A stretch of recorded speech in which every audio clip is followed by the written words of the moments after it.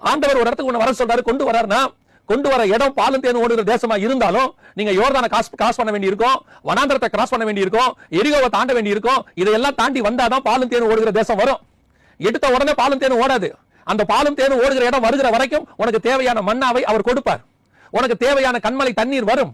ஆண்டவர் அதுக்குள்ள நடத்தி கொண்டு வருவார். அந்த பாலும் தேனையும் அட்டன் பண்ற வரைக்கும் உன் ஜீவன் போகாமல் கர்த்தர் பார்ப்பார். எதுக்கு தெரியுமா?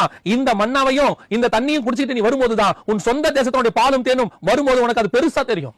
அதுவும் ஆண்டவர் சொல்றாரு, அந்த முதல் வருஷம் எல்லாமே வருகிற வரைக்கும் இந்த மண்ணா இருக்கும், அதுக்கப்புறம் அந்த மண்ணா பெய்யாது. அதுக்கப்புறம் உன் உழைப்புல நீ சாப்பிடுவ, அந்த ஆசீர்வாதத்தை நீ சுதந்திரிப்பாய்.